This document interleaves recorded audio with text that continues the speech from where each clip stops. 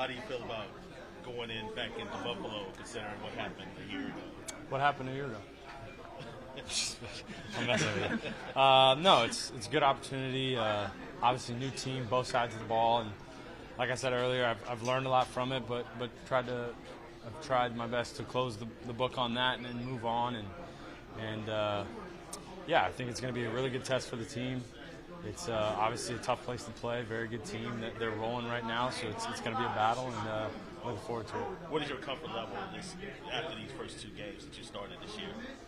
Yeah, I mean, I feel good with the guys out there, and I think we had a lot of fun. And Sunday was a heartbreaker for sure, but there was a lot of good stuff to build upon, and that's what we've been trying to do this week is use it to build on and draw back from it and get better. How long did the Buffalo game actually sit with you? Very long. I mean, it'll be one of those things that'll kind of sit with me for even longer. And as an athlete, when you play long enough in a sport, you're going to have those games no matter what. I mean, I have those games from high school that I still think of. So, yeah, it's always going to be a part of my development as a quarterback. And like I said before, I don't want it to beat me twice. Mike, we were just talking to Jeff Ulbrich. He wasn't speaking specifically about you, but just when you lose to a team or when you play poorly against a team, it's natural to want payback. Do you have to guard against that this week, like wanting to kind of avenge that loss? Most definitely, yep. Individually? No doubt. I think it goes back to how I said before. You can't play hero ball, and you can't go in there thinking that, all right, I want revenge from what happened last year. What happened last year is over with. It's done with. It's got to move on from it. It's a different scenario, different team, and yeah, I mean, I think you can easily fall into that. And me personally, I'm going to do my best to make sure that doesn't happen. Do you think, you talked about learning from it, everything like that. You were in a similar situation this week, 20-3, and you didn't try to play hero ball. Is that a sign of what you took from that game? Right. I think that's a good point to think. That was what I was most proud of as the team is down 17 points on the road on a 9-2 teams building, and we didn't flinch. There wasn't any bitching and moaning, for lack of a better term, and complaining on the sideline. It was like, all right, we just got to get going because we knew we were on the cusp, and we were having some good things. We just kept hurting ourselves. So I think that was the coolest thing, just to see as a quarterback and kind of sit back on the sideline and watch everything happen in front of you. I thought that was pretty cool to see from the team. Everybody talks about your just demeanor, how cool it is. Just where did that come from? I would think if I had to pinpoint it, probably from growing up being a baseball player, being a pitcher, and just always, like, as a pitcher, you're never too high, never too low, and I try to take that into the quarterback role, and you don't want to ride the highs too much and ride the lows too much. You kind of want to stay here even keeled no matter what's happening, and I'd probably if I had to pinpoint something, it'd be that. So what else could you take from the diamond and just put it towards your game, being a quarterback? I would say that's the biggest thing. I mean, I don't know besides that, and throwing a ball accurately.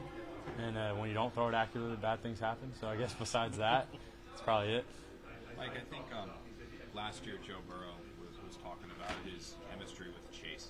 And he said, sometimes he's out there and it's just like he throws one up there and says, Chase is down there somewhere. Along those lines. Your relationship with Garrett seems to be blossoming pretty impressively. Are you getting to that point where yeah. He's down there somewhere? For the most part, yeah. I mean, Garrett's, this route concept is going to require him to win in this general area of the field, and you just know for the most time, he's going to. More times than not, he's going to win, and you just got to pick up on his indicators, which I think is, for some reason, kind of easy to pick up on.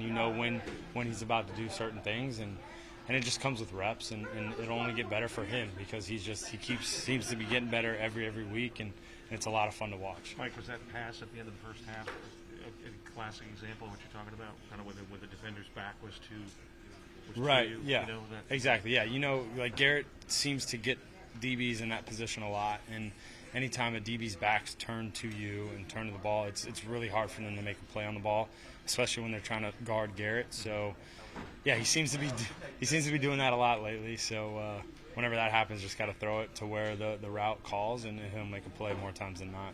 Obviously, we talked about the red zone a lot after Sunday's game. Mm-hmm. What can you guys do better? What do you have to do better in the red zone this week? Just execute, and play the plays out, and sometimes you're not going to get scouted looks. A lot of the time you're not going to get scouted looks. Coaches are good, both sides of the ball.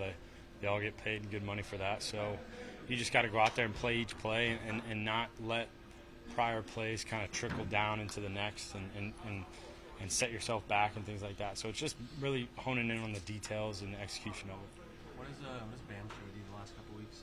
Oh, Bam's been awesome. I mean, I think we've all seen flashes of it just from training camp and preseason and during the season and practices, and he finally he got his opportunity and he's run with it quite literally. But no, it's awesome to see because he's a good kid and it's been the same thing ever since he started, whether he was on the 53 or on practice squad, and it's really cool when you see someone like that get an op and run with it. What does it say that he started on the practice squad? He's now basically a starter. You started, I think you were third team in training camp. Right. Now you're a starter. What does it say about the team structure that guys who start at the lower level? Right. Yeah, I think it's just like I said before. It's the NFL. Everybody who gets in this building is talented, and it's about perseverance and staying the course and getting ready when your opportunity comes and running with it. And I think that's just the name of the game, especially in this league. It's you got to buy your time and stick on as long as you can, and then once you get an opportunity, because you will. I mean, there's too many injuries, especially at that position. It's just, and in this game in general, there's too many things that can happen, and you'll get an opportunity. It's just going out there and showing the coaches what you can do. Mike, it seems like they're good. Poyer's back, and Poyer's a really, really talented player, and obviously Xavier Roach, Davius White, like two experienced big corners, and then their linebackers Milano and Edmonds. I mean, they've been playing together for a long time, been playing in the same system for a long time, which always helps. And so they're really good at their disguises, really good at owning their rules and knowing their issues and kind of protecting those, and they just play really well together. Mike, it seems like Robert is asked every time we speak to him whether you are the quote-unquote permanent starter or for the rest of the season, that kind of thing. Does that matter to you at all, or is it more important for you to live in the moment? I think it's more important to live in the moment. I think once you start worrying about other things, your mind wanders and it gets off the task at hand. And I think it goes for the entire team. I think we've done a good job of going week by week and not looking too far into the future and just playing a one-week season every time. Do you have any quiet moments at home at all, whether you're laying in bed or whatever, and you do think about, hey, maybe this could be my team going forward, that kind of thing? It's human nature to a degree. Do you allow yourself to think that at all? No, I would say the only thing I think about is the game that we're playing that week and knowing that there's 52 other guys in the locker room that I want to go out there and perform well for and give them a chance to win the game and keep going and see where this thing takes us. But no, that's really truly, I mean, it's not cliche. That's really all I think of is 1 week at a time and then see where the chips fall at the end of the year. When you think about yourself, though, so obviously you've always viewed yourself as a starter, but when you think about your own ability and what your future in this league could be, whether it's here or elsewhere, do you look at yourself and say, I'm a franchise quarterback, I can be a franchise quarterback? I mean, yeah, I do have the confidence in myself knowing that I can go out there and help move the ball and help score points. Now, whether that's here or there, listen, that's just the furthest out of my mind right now. This game, this preparation is just too hard. And if you start letting your mind wander, it's when you get in a bad place. You got any questions? How you feeling about the receiver group and this? Right. So we got a really good receiver group. I mean, there's Garrett, there's CD, there's Braxton, there's Deontay Spencer, there's Irvin Charles, there's who else? Conklin's a tight end. It was Elijah Moore. I forgot about him. No, they're pretty fun group to throw to. Is there a particular receiver you're freezing out on purpose? Yeah, this dude named Elijah Moore. I mean, he's always there. He never shuts up. Yes. Sorry, what's it like being from South Florida? And then, do you think there's like a different pedigree being from there? No, 100%. Now you wouldn't understand that because you're not from Florida.